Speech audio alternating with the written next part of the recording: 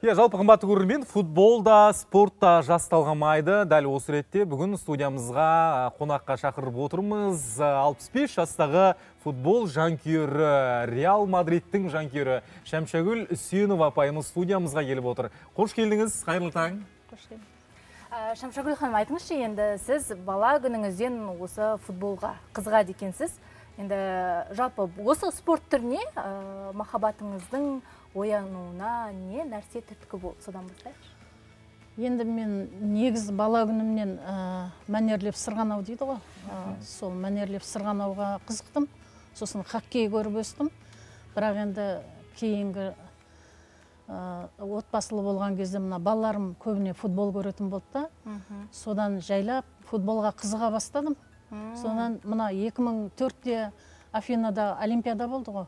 Сол кезде Криштиано Рональдоды бірінші сол кездерде алдында көріп жүрмін ғой, бірақ енді сол кездегі бір ойынына тамсандым да, ұмытпасам Мароккомен ойнады. Сол кезде командасын алып шықты да, бірден 2 гол салып, оның жаңағы шабуылдағаны, жылдамдығы, жасаған өзінің ойындары, соның бәріне қызықтым да, содан бастап осы футболға қызығушылығым басталды. Демек, балаларыңыздың футболға қызыққанынан сіз де көріп кеттіңіз? Содан футболға ауыстым. Одан кейін Криштиан 2009-да Реалға ауысты ғой. Үлкен сомада Флорентино Перес сатып алды оны. Соған келгеннен кейін уже мен енді Реалға қызыға бастадым. Содан бастап осы Реалға енді жанкүйер болдым десем болады. Тамаша. Негізімен қызық көріп отырмын. Мен таңғалып отырмын шынымен де. Енді әдетте мен футбол көретін бір қыздарды білем. Олар енді Месси мен әдетте Роналдуды ғана немесе танумен шектеліп жатады ғой. Сіз енді мынау қай матч сіздің есіңізде қалған матч бар ма? Эмоция сыйлаған?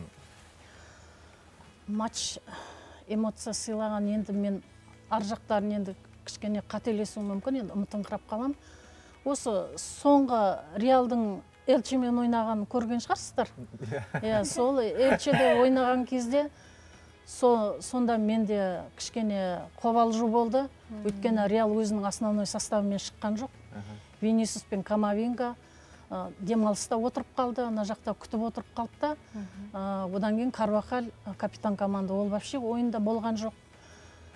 Сондықтан да бір кішкене сол Элчемен тең 2-2 ойнаған соған мен кішкене қобалжыдым да, енді жанкүйер болғаннан кейін. Қалай болады екен деп тақым қысып дейсіз ғой? Негізі основа бірден шыққанда ондай счет болмайтын еді. Енді Реал демекші, осы жақында Реал Мадрид Алматыға келіп кетті, өзіңіз білесіз. Қайрат футбол клубы енді қазақ футбол тарихында бір сенсация жасады ғой. Сол матчқа бардыңыз ба өзіңіз? Жоқ, мен бара алмадым, сол кезде санаторияда болып. Маған енді қызығы, өзіңіз жанкүйерсіз Реалға, бірақ мына жақта Қайратпен Реал ойнап жатыр. Сіздің де жанкүйер болдыңыз? Реал Алматыға келгені бірден бір сол Қайраттың арқасы ғой. Лига чемпионовқа шығудың өзі ол Қайрат үшін үлкен жетістік, керемет. Әрине мен енді басқа-басқа тұрып өзімнің еліме, өзімнің жеріме, неме, командама жанкүйер болмау мүмкін емес. Мен сондықтан да Қайратқа болысып отырдым. Анау Мбаппе бірден хет-трик жасап, бірден 3 голды жіберген кезде мен көзіме жас келді, шынын айтайын. Бұрын Реал ұтып атса қуанушы ем, бұл жолы эмоциям басқаша болды. Одан кейін 4-ші голды Камавинга салды, 5-ші голды ұмытпасам Диас, Брагим Диас салды. 5 голмен 5-0 қылды ғой біздің балаларды, бірақ енді сол кезде мен кішкене көңілім түсіп қалды. Әрине өзім Қайратыма жақтасам. Енді сіз мынау футболға жанкүйер екеніңізді біз шыны керек осы желден көрдік, тиктокқа салып кеткен. Бұл жақтағы халықтың енді өзіңіз эмоциясын, жақсы өзіңізге деген пікірін, жағымды көзқарасын өзіңізді оқып отырған шығарсыз. Қандай өзіңіз сезімдесіз?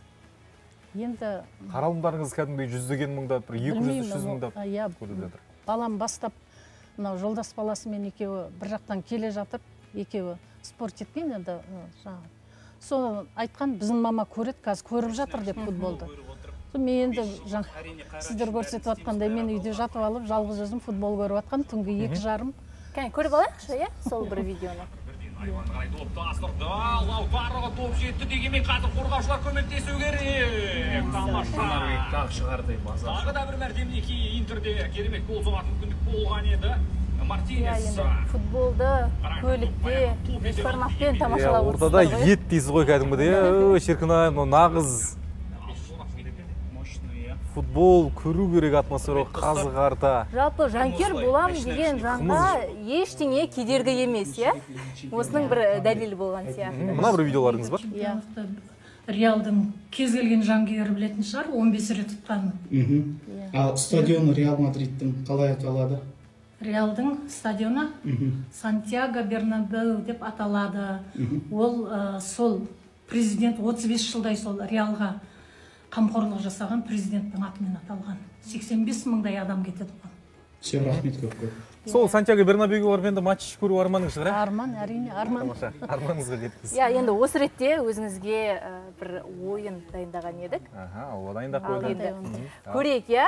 Өзіңіз жақсы көретін жанкүйер болған Реал Мадридтің енді ойыншылары мұнда. Бала күнгі суреттері бәлкім танып қаларсыз. Қазір енді есейіп кеткен ғой? Бұл кім? Тани алмадыңыз. Мен де қарап отырмын, кім еді? Дархан, бәлкім сіз білерсіз. Кімге ұқсайды өзі? Эндрик емес пе? Жоқ. Кім? Кім? Гонсалес емес пе? Гонсалес? Жоқ. Бұрын ойнаған ойыншы екен. Қазір құрамда жоқ, иә? Қазіргі құрамда жоқ па? Қазір құрамда жоқ. Бұрын ойнап кеткендерден. Білмеймін, шашының сарысына қарап. Дэвид Бекхэм ғой. Бекхэмға вообще тұр келмейді ғой. Жақсы, келесісін көрейік, қане. Бекхэм қазіргі кез болса бірден айымына бала кезін. Келесі сурет. Ой, бұны білетін шығарсыз енді. Мбаппе ма? Иә? Жоқ, Мбаппе емес. Мен өзім шатасып бар. Винисиус емес па? Винисиус емес ол. Қазіргі ойыншылар ма мынау? Иә, қазір ойнап жүр. Кім ғой? Ағылшын. Апай, сізге жеңіліп келейінші. Беллингем ба? Беллингем ғой, иә, Джуд Беллингем. Бала күндерін есіме түсіре алмай тұрмын. Джуд Беллингем, иә. Джуд Беллингем, мінекей. Кеттік, жалғастырайық. Келесі.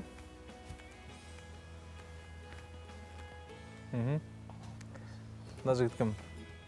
Сәл мектеп оқитын кез сияқты, иә? Касилис емес па? Игорь Касилияс. Дұрыс, дәл солай, иә, қабалақта отырайық. Барлығын тауып жатсыз ғой? Енді ана бала күндерін не қыла алмай жатырмын. Кеттік, келесі. Келесісін көрейік. Мына жігіт кім еді? Қандай тәп-тәтті? Кім? Гүлер емес па? Арда Гүлер емес сияқты. Так, бұл. Бұл жігіт кім еді? Неге ұқсайды? Тони Кросс емес па? Жоқ. Иә, Кросс. Кросс па? Тони Кросс па мына? Кросс. Дұрыс жауап шығар? Тони Кросс. Ой, неміс футболшысы Тони Кросс екен ғой. Жалғастырайық, кеттік, келесі. Мына жігіт кім еді? Бұл кім? Еуропалық. Модрич, иә, дәл таптыңыз. Модрич. Модрич. Тамаша. Бірақ қазір кезінде тіпті ұқсамайды. Қане, келесі. Шашы басқа. Тездеп шығарып жіберсек. Бұл. Мына жігіт кім, апай? Кім? Бұрын ойнап кеткен ойыншыларымыздың бірі ғой, иә? Иә, жақсы. Гонзало емес па? Гонзало емес па? Гонсало? Дұрыс жауап көрейікші? Гонсало емес. Серхио Рамос. Рамос. Әйгілі қорғаушы. Ұқсайды ма қазіргі түріне? Келесі тағы бір суретті көрсетші. Бұны енді бірден табуға болады. Шашы бұйра. Бұл кім? Футболға деген махаббатыңызды оятқан футболшы деп айтсақ. Иә. Роналду. Криштиану Роналду әйгілі. Тамаша. Енді 7 суреттің бір 6-ын таптыңыз ғой. Тамаша, иә? Келесі ойынды көрейік, қане? Ал енді бұл жерде ойыншылардың аттары жазылған, соны оқып шығу керек. Енді көбінде қыздар шатасып жатады ғой. Шалқаноғлу. Мә, саған. Келесі. Қиын футболистердің атын таңдаған екенсің, футболшылардың. Келесі. Менің өзім кейде шатасам, шыны керек. Клейн Хейслер. Klein Häusler. Дұрыс. Келесі көрейік, кәне. Малчан ба? Майджан. Майджан. Майджан. Дархан, сіз қалай ойлайсыз? Майджан. Оқып көріңізші. Майгнан шығар? Майджан. Менян. Мен. Қане, келесі. Оқымаған жерден келіп отырсың балуға. Не ғой, вратар ғой? Иә, қақпашы. Честный. Честный. Честный. Енді әр тілде бір қызық жазылады, шыны керек. Иә.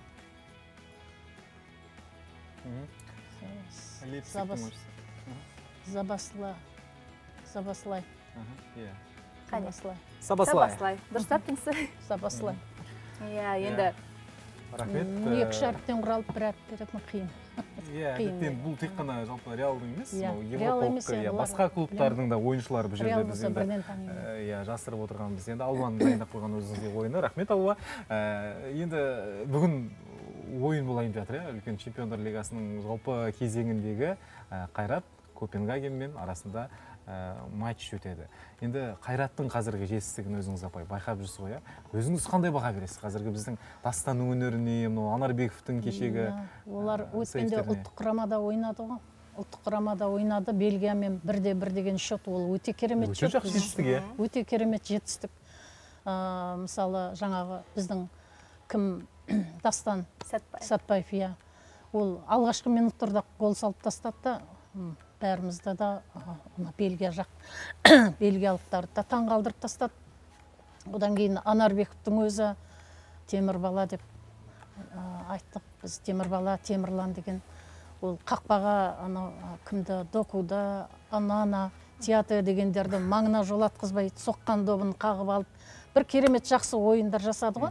Енді бүгінгі енді Копенгагенмен болатын ойында да дәл сондай көрсеткіштерін көрсетіп, біздің жігіттер алда болады. Әрине көремін. Есеп неше? Түнде де көріп келіп отырмын. Челси мен Барселонаны көріп келіп отырмын. Түнгі ойынды көрдіңіз ғой? Көреміз. Оны жібермейміз ғой біз. Бүгінгі есепті болжап өтейікші енді? Енді білмеймін, ондай болады. Есеп білмеймін. Енді жалпы Қайрат қандай ойын көрсетті деп ойлайсыз? Жақсы ойын көрсетеді деп ойлаймын. Жақсы қырынан көрсетеді деймін. Бізде қазақта айтады ғой, болатын баланың белін бу, бетін қақпа деп. Сондықтан да біздің жастарымыз Дастан, Қасаболат сияқты, Темірлан сияқты, тағы да ойнап жүрген Самародов бар, кім бар, Чесноков бар, Нұралы Қайратта жоқ шығар. Ол құрамада. Сосын кімдер жаңағы Тапалов бар. Осындай жігіттер тұрғанда біздің намысымыз, рухымыз биік болады деп ойлаймын. Сондықтан бүгін ұтады деп болжап айта алмаймын. 2-1 болады шығар мүмкін. Мүмкін одан да көп болар. Сондықтан да алға Қазақстан, алға Қайрат дейік.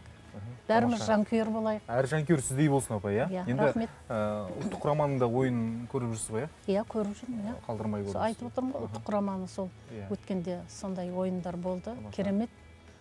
Жалпы енді сіздің бір осы футболға деген сүйіспеншілігіңізді ашқан бір матчты айтып беріңізші?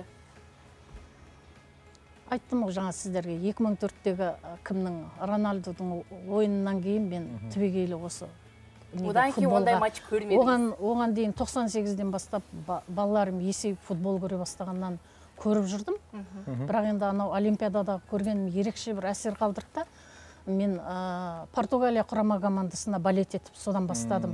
Португалияның құрама командасында капитан команда Криштиан болғандықтан, Криштианның ойынын жібермеуге тырысып, сөйтіп келіп, 2009-да Криштиан келгеннен кейін Реалға. Сондықтан Реал осы уақытқа дейін енді Реал. Клубтан Реалға жанкүйерсіз, ұлттық құрамалардың ішіне осы Португалияға жанкүйерсіз. Тамаша. Енді сізге Сантьяго Бернабеуге барып, матч көру мүмкіндігі туатын болса, Реалдың кіммен ойынын көргіңіз келеді? Енді Реалдың қай ойынын көрсе де керемет қой. Бірақ енді егер ондай мүмкіндігім болса, мен Барсамен ойнағандарын көрер едім. Олардың ең қарсыласы ғой, мықты қарсыластары Барселона. Солармен ойнағанын көрсем жақсы күшті болар еді. Сол ойынды көріп, сол жақтағы реалдың жеңісін көру бұйырсын сізге. Аумин, рахмет. Рахмет, тамаша. Рахмет. Рахмет, студиямызға уақыт бөліп келгеніңізге алғыс білдіреміз. Енді бүгінгі маңызды ойындар күтіп тұр алдымызда. Оның ішіндегі ең маңыздысы әрине бүгінгі Қайрат пен Копенгагеннің арасындағы ойын. Сіздің болжамыңыз келсін, айтқаныңыз қабыл болсын. Біздің жігіттерге сәттілік тілейміз. Қымбатты көрермен, Қайрат алға, жанкүйеріміз. Иә, біз де тілейік.